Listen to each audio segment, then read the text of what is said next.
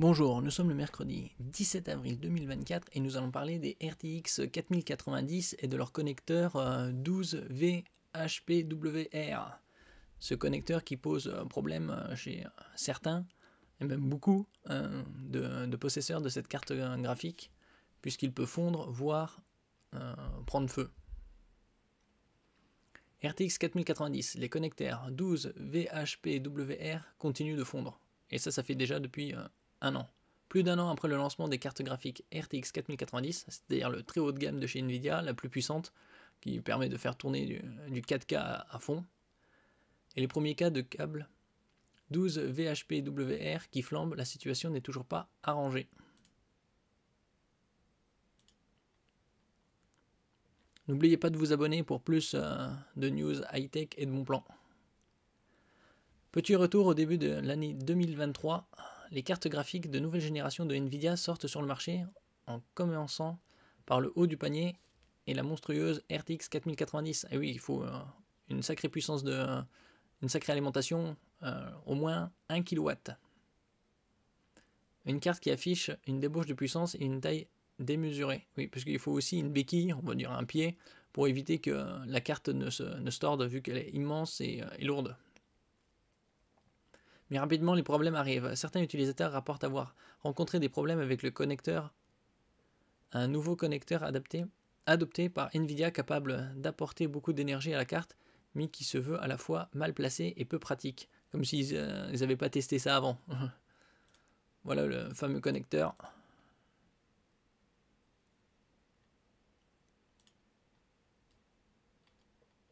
Il est ainsi particulièrement compliqué d'enficher correctement le câble dans ce type de connecteur. Et quelques mois après, la société MSI avait proposé une solution, parce que le problème serait en partie dû que que le câble ne soit pas bien enfiché jusqu'au bout. Et donc ça créerait des étincelles. Mais même là, ça pose toujours problème. Cerise sur le gâteau, la fiche est mal positionnée et impose une courbure importante au câble, puisque la sortie se fait face au capot du PC. Donc ils l'ont très mal placé. On voit alors des cartes dont le connecteur se met à fondre, d'autres entraîner des départs d'incendie. Nvidia rappelle certaines cartes et étudie le problème. Bilan, il existe deux types de câbles sur le marché. Certains avec des pins de connexion sertis, d'autres soudés, mais là encore avec des configurations par paire ou non, comme ci-dessous.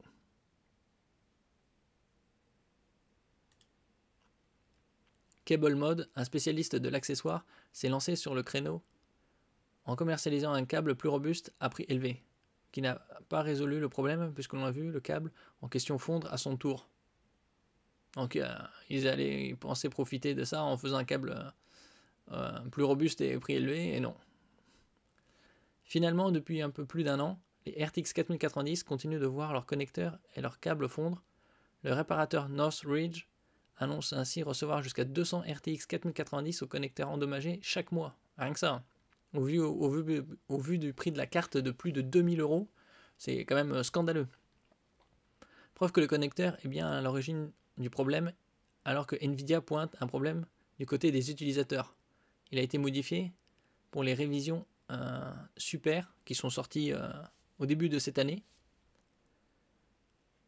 Nouvelle RTX Series 4000. Le connecteur affiche des broches plus courtes pour éviter les arcs électriques. Alors ici, c'est la société MSI qui présente MSI Potential 12 VHPWR fixe. Et ça, c'est un câble avec un embout jaune qui montre si vous l'enfoncez bien et que vous ne voyez pas le jaune, c'est que c'est bien enfoncé. Quelque part ici.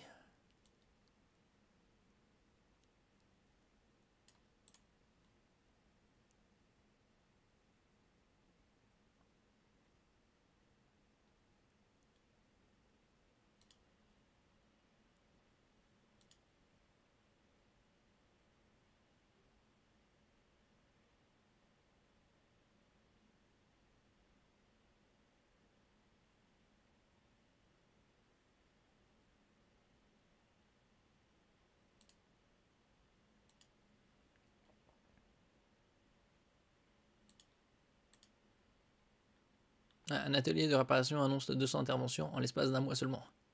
C'était Northridge Fix.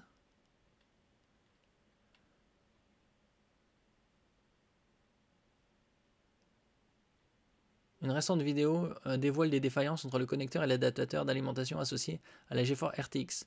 Et ça, ce problème sur RTX, c'est surtout sur les RTX 4090, parce qu'elle nécessite une puissance phénoménale.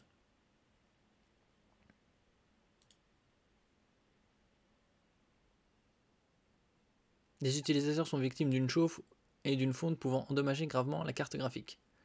C'est un problème car cette référence haut de gamme est sortie il y a déjà un an. Nvidia a mis à niveau son connecteur suite à des problèmes en adoptant la norme 12V-2X6 ATX 3.1. Normalement, la nouvelle norme adoptée par Nvidia sur toutes ses cartes RTX 40 série propose des connecteurs aux broches de détection plus courtes.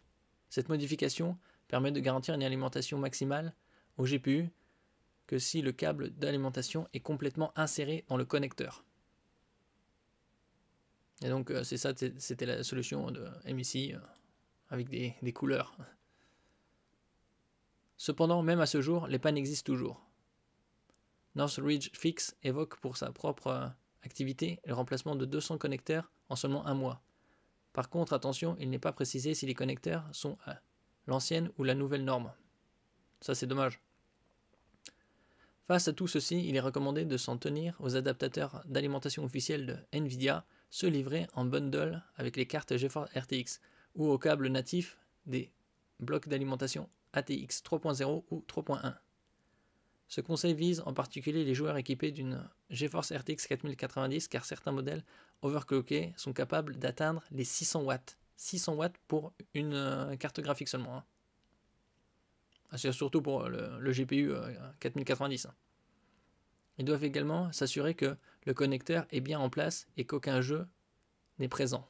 Donc qu'il soit bien enfoncé jusqu'au bout. L'une des questions est de savoir si Nvidia travaille sur une solution définitive qui sera proposée pour les prochaines GeForce RTX 50 Series. Probablement, vu elles sortiront début de l'année prochaine, elles seront présentées à la fin de l'année et normalement sortiront au début de l'année prochaine. A noter qu'AMD n'est pas concerné car aucune de ces Radeon RX 7000 Series n'utilise un tel connecteur, que ce soit le 12VHPWR ou 12V-6X2.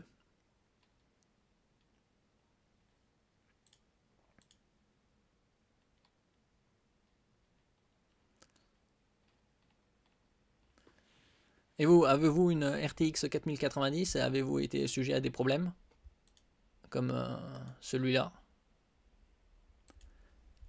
Merci pour votre écoute. N'oubliez pas de mettre un commentaire, un j'aime, de partager et de vous abonner à la chaîne. À la prochaine fois.